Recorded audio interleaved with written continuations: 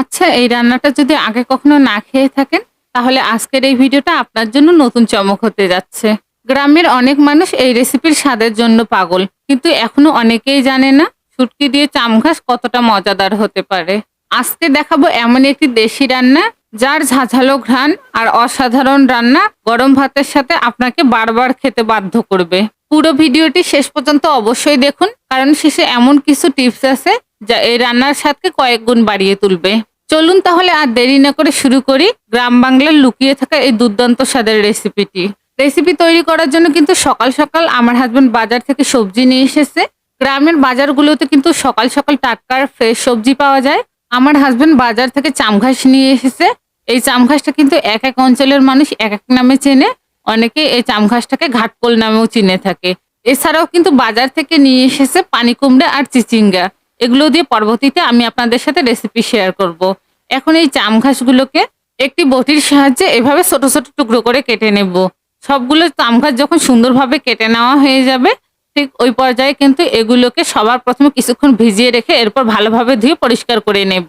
এখন চুলাতে কড়াই বসিয়ে সবার প্রথমে ধুয়ে পরিষ্কার করে রাখা চামঘাসগুলোকে দিয়ে দিব। এরপর এখানে দিয়ে দিব পর্যাপ্ত পরিমাণ পানি। পানি দিয়ে দেওয়ার পর এই চামঘাসগুলোকে একটু নেড়ে চেড়ে দেবো। এরপর ঢাকনা দিয়ে ঢেকে 10 থেকে 12 মিনিট ধরে এই চামঘাসগুলোকে ভালোভাবে ভাপিয়ে নেব। 10 থেকে 12 মিনিট পর ঢাকনা তুলে নেব। ঢাকনা তুলে নেওয়ার পর এই চামঘাসগুলোর পানি ঝরিয়ে এগুলোকে তুলে নেব। এ পর্যায়ে কিন্তু আপনারা খেয়াল করলে বুঝতে পারবেন চামঘাস থেকে কিন্তু লাল কালারের একটা পানি বের হয়েছে।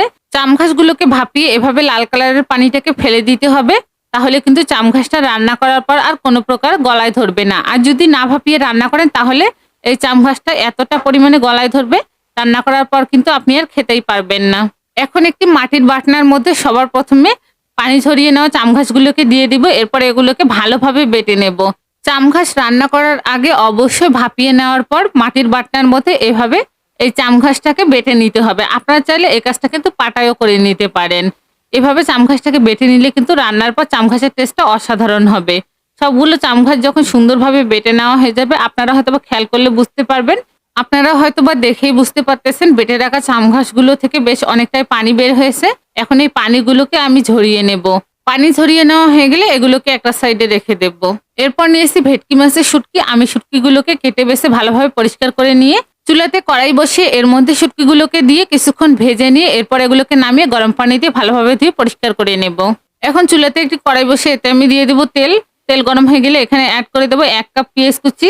এখন এই পেঁয়াজ কুচিগুলোকে নেড়েছে হালকা ব্রাউন কালার করে ভেজে নেব।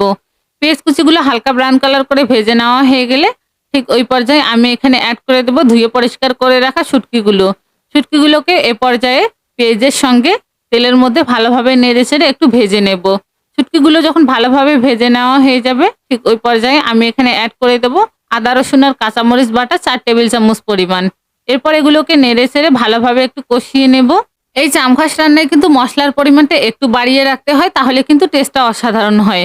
মশলাটা পারফেক্টভাবে কষিয়ে নেওয়া হয়ে গেলে এখানে সামান্য পরিমাণ পানি অ্যাড করে দিলাম। এরপর এগুলোকে ভালোভাবে নেড়ে চেড়ে মিশিয়ে এ পর্যায়ে এখানে অ্যাড করে দেবো হলুদ গুঁড়ো 1 টিস্পুন, শুকনো লঙ্কার গুঁড়ো 1 টিস্পুন, গরম মশলার গুঁড়ো 1 টিস্পুন আর অ্যাড করে দেবো স্বাদ মতো লবণ। এখন এই সমস্ত মশলাগুলোকে একটু সময় নিয়ে ভালোভাবে কষিয়ে নেব।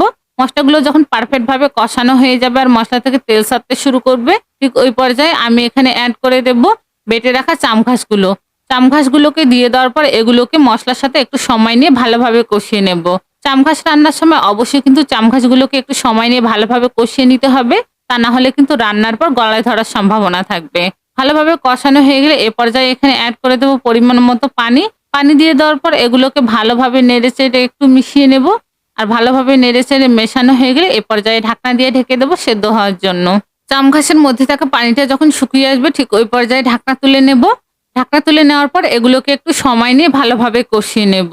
এ পর্যায়ে কিন্তু চামঘাসটাকে একটু সময় নিয়ে ভালোভাবে কষাতে হবে। আর কষাতে কষাতে যখন চামঘাসটা এরকম শুকনো শুকনো হয়ে আসবে, চামঘাসটা লাল লাল কালারের হয়ে আসবে, চামঘাস থেকে তেল ছাড়তে শুরু করবে, ঠিক ওই পর্যায়ে কিন্তু আমি এখানে অ্যাড করে দেব সামান্য পরিমাণে গরম মশলার গুঁড়ো।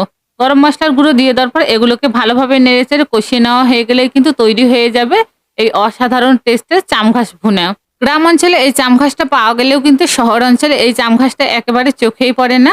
তাই হাতের নাগালে কখনো যদি এই চামঘাসটা পেয়ে থাকেন তাহলে অবশ্যই খাওয়ার ট্রাই করবেন, কারণ এই চামঘাসটা আমাদের স্বাস্থ্যের জন্য অনেক বেশি উপকারী। এছাড়াও কিন্তু এটার এতটাই মজাদার টেস্ট হয়ে থাকে যে একবার খেলে কিন্তু এর লোভ আপনারা সামলাতে পারবেন না। অবশ্যই এই রেসিপিটা একবার হলেও বাসায় ট্রাই করে দেখবেন। আবারও দেখা হবে অন্য কোনো ভিডিও নিয়ে। আল্লাহ হাফেজ।